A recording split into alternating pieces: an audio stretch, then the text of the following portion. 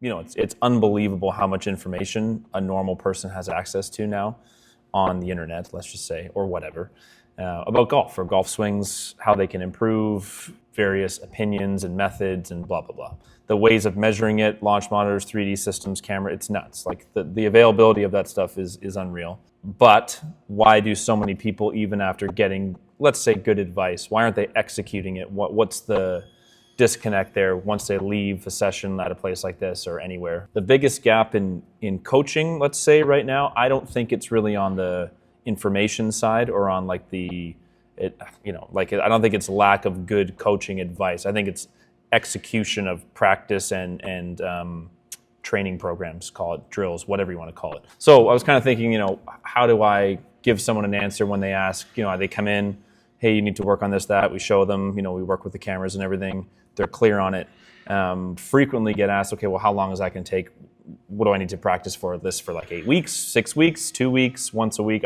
Who knows? For me, as one example, I tend to pull up and away from the ball in the backswing. I actually get the rib cage moving this way. Not great.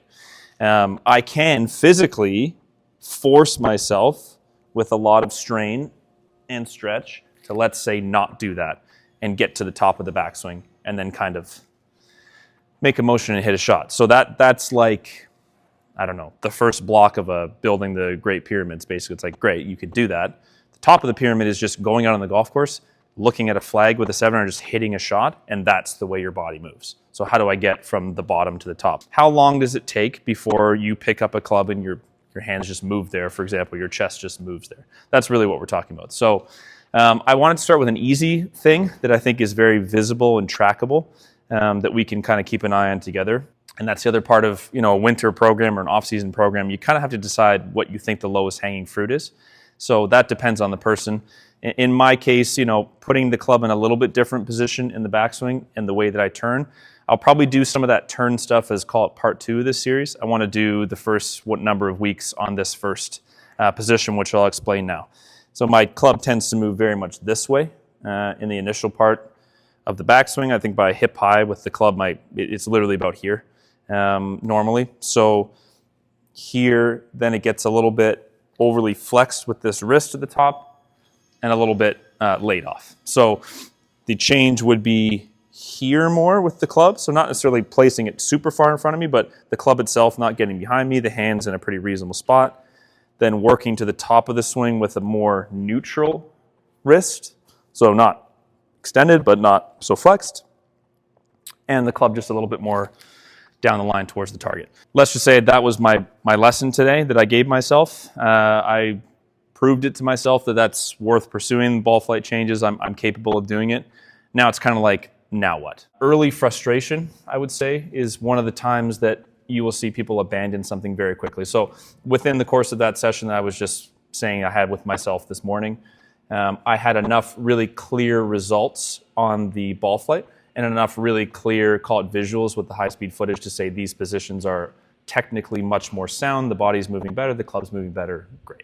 I obviously started seeing the occasional really weird ball flight. So I hit a couple that just felt odd, like I struck a part of the head I don't normally strike, or I pulled the shit out of it, or I don't know, I hit a fade, which normally takes me having an exorcism to hit a fade. So it's like it's not what I expect, even though there are good ones sprinkled in there.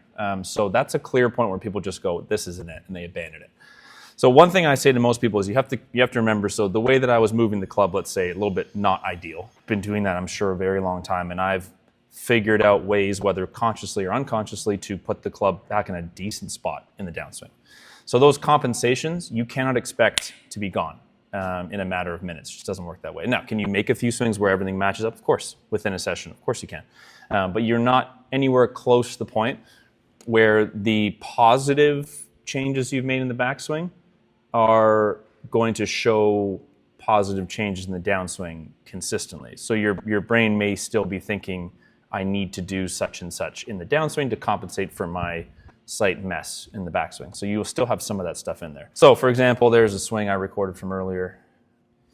Was committing a couple fashion crimes at the time with the pool slides and socks, and what you'll see in a moment is a blue golf glove. But so I was able to, kind of convince myself that clearly that position there and that position there at the top were a lot better just functionally and in every way, basically, than having the club. At that moment, my club was actually here, behind my ass, which is crazy. So this is a great one here. So Eric's asking, do you find drivers harder to change given the length of the swing versus short arm? So it's like, yes, big time.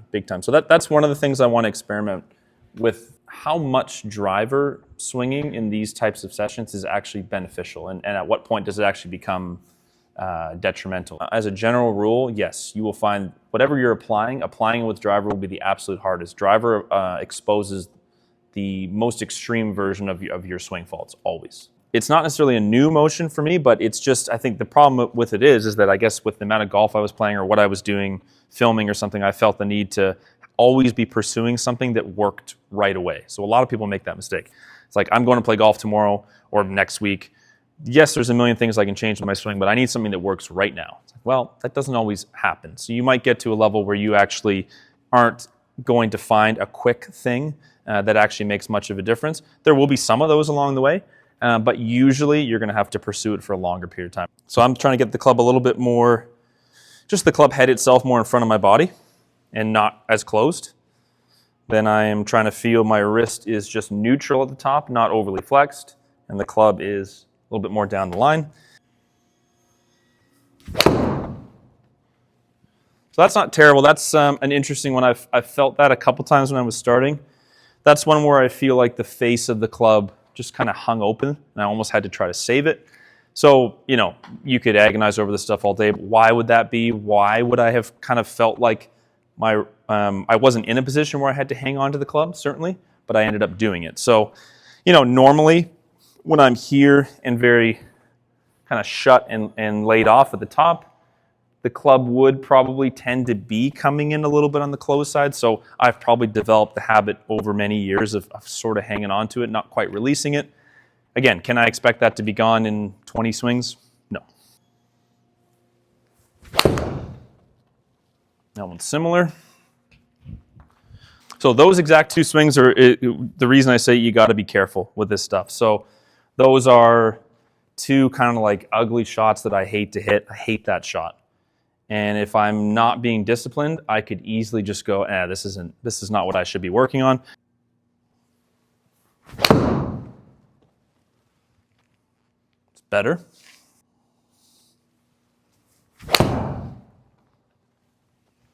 It's pretty good too.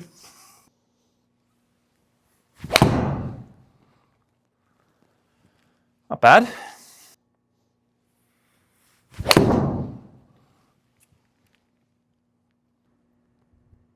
Backswing position is pretty good. Top of backswing looks decent, maybe a little bit laid off, but not bad. You'll see a little bit more down than usual, which is interesting. Loft is similar to normal and just a little bit more neutral on the path. So again, that's not necessarily something that I need to see happen, but I'm keeping an eye on that. If I'm not monitoring it, I could easily make the mistake of actually starting to take the club so far outside or so far vertical above my head, it gets across. All kinds of things could happen. So do you need a full launch monitor and camera setup? No, not really. I think a little bit of club-related data, maybe less so even than ball-related data, would be super important. And using your phone camera to monitor it. And then you got to stick with it. So let's call that, for me, day one. We have an idea of what we're working on. So next time I check in, pretty much what I want to do is just like, I'm just going to pick the club up, make a couple of rehearsals and just hit one without any thought to start the session. What does that look like after a couple sessions? Probably not too different. And then go through the session and then update it from there. And let's see how long it takes. Let's see what it takes, what type of practice it takes, where am I wasting time, things that might get me off track. So today was a good example. Like there's a couple shots in there that I just really hate to see. You got to be careful not to overreact to those. That's going to come up in the future for sure. So let's see where it goes.